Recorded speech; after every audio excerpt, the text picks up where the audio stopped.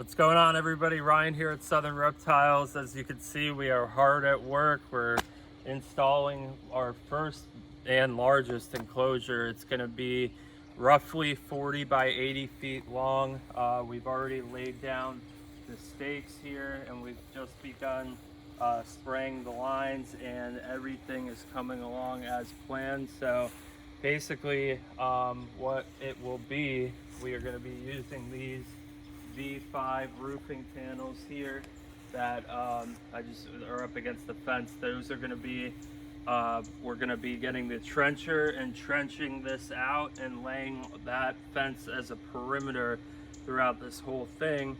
And it's basically going to be one giant enclosure, but inside of it will be individual enclosures. But this will kind of act as one large barrier wall. That way, if anything were to escape out of any of the smaller enclosures, this stuff is going to be tall and trenched and buried about 6 or 7 inches into the ground. So it'll be very difficult to dig under. It's V5 roofing panel. You can get it at Home Depot or Lowe's. I got it from my friend Bill, which was a big saving grace for, we did a little Tortoise trade for them. And it's gonna work out perfect. So it's 40 by 80, and I'm gonna probably subdivide it into about roughly 10 different enclosures or so. I have some of these farm post beams here that are pressure treated. These are about 6 to 7 feet long. So I'll be using those as some side posts, and this area is just gonna be perfect because it's got the perfect amount of sunlight. A lot of people mistake with tortoises that tortoises should have a lot of sunlight, but they, a lot of species, redfoots, yellowfoots, things like species like that, they prefer filtered sunlight. They like sunlight that is on them, but it's not direct, cooking them and, overdoing it. So this is kind of the perfect, where this area of my property gets some sun but a lot of shade at the same time. And the summer here, it gets in the the mid 90s and it gets real hot. So this will make a great area for most species, but I'm also going to have other enclosures and other areas for species that do like a lot of sun. So we're just getting started, and stay tuned. If you are watching, please like and subscribe. I appreciate anybody that's watching the channel and participating, and this is one big project that we're all involved in, so stay tuned. All right, so I got the trencher here loaded up and about to unload it off the trailer. Gonna get ready to start trenching out the enclosure over here. Got it all marked out like I mentioned. Just gonna dig down not too far, probably 6 to 8 inches, and hopefully avoid hitting any pipes. There's a sprinkler head right here, and got it all marked out.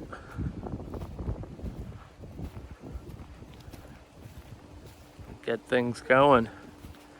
Excited to get the tortoises. As you can see, there's the perfect amount of sun and shade.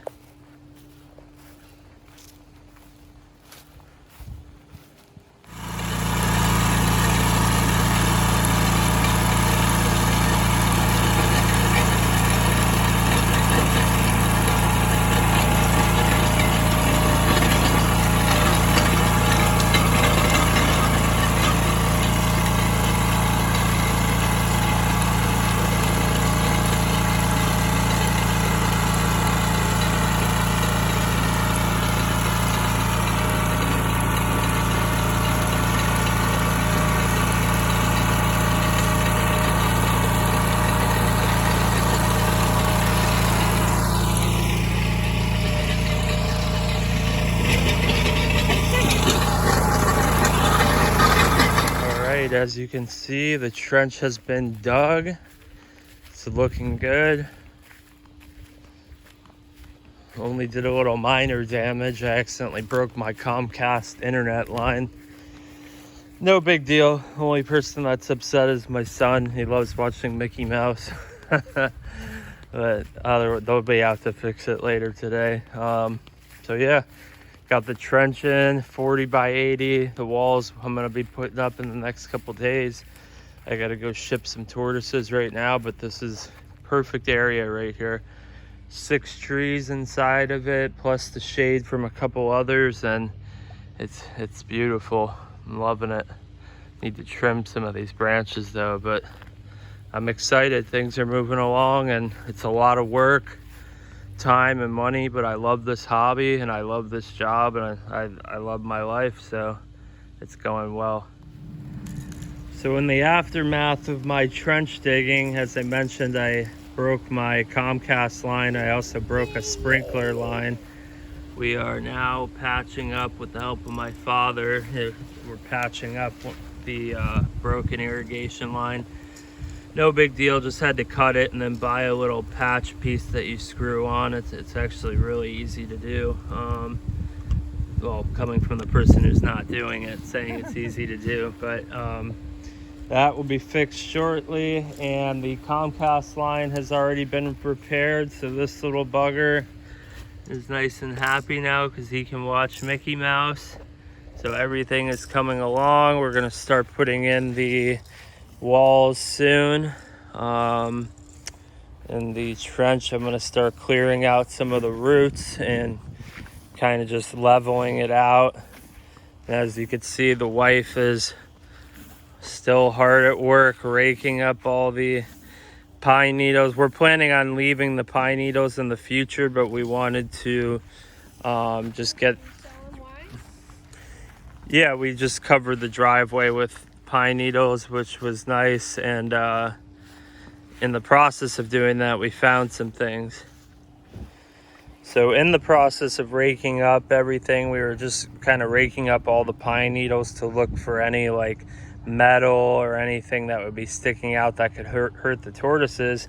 We found some beautiful snakes, and you know, most people, we got the smaller one in the Tupperware, but most people, when they see these, unfortunately, they believe them to be a coral snake, and rightfully so. They do kind of look like a coral snake to the untrained eye, but these are not coral snakes. These are Florida scarlet king snakes, aka milk snakes, and they're a very, very cool species. They are difficult to keep in captivity because they feed on lizards and lots of different things that aren't normal to the average person that feeds you know, snakes frozen or live mice and rats. So they can be difficult, and they also can dry out very easily.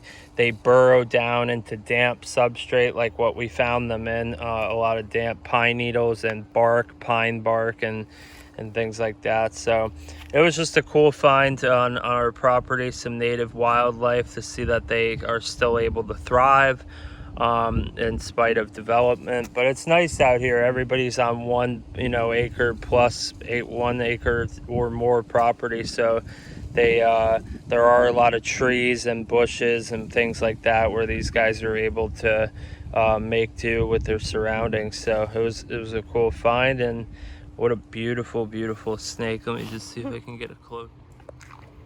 All right, so I don't know for a fact how true the saying is, but I know it worked in this case. If you ever see a snake like this on your property, do not automatically assume it's a coral snake, but it is a good idea to just keep a safe distance until you're able to identify it, or just avoid it altogether. But you know, do not kill it. And you know, you could always do the saying, well, red and black, you're okay, Jack. Red and yellow, kill a fellow. And I believe that's a true saying, where with coral snakes, red and yellow is a coral snake, and you know, found down here in South Florida, and it can kill you if big enough, and if you take a big enough of a bite and dose of venom. So we're going to release this guy into a wooded lot nearby where it'll have plenty of room and hopefully be able to thrive and live out the rest of its life in peace. Just made a little makeshift enclosure real quick with some panels. Just literally put it up in 5 minutes just to get the Indian stars outside in some filtered sunlight, not direct, but you know, perfect temperature for them. It's hot but shaded. As you can see, they are loving the weeds that I have growing all over the place in my grass. I don't really have grass, I just have weeds, which is perfect for the tortoises.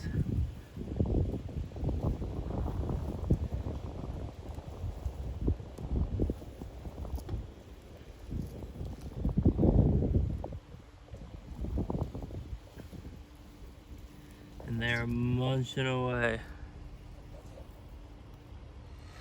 All right, guys, that's it for today. Lots of work done. Next up is going to be putting up the walls to the enclosure. We got the sprinklers fixed. Comcast came out and fixed the Wi-Fi. We moved some more tortoises over here, and I'm just very, very excited. We're getting things moving along. Progress is happening. If you are watching, please remember, hit the subscribe button. Please check out my website at southernreptiles.net, and don't forget to come back and check out more videos. Have a great day.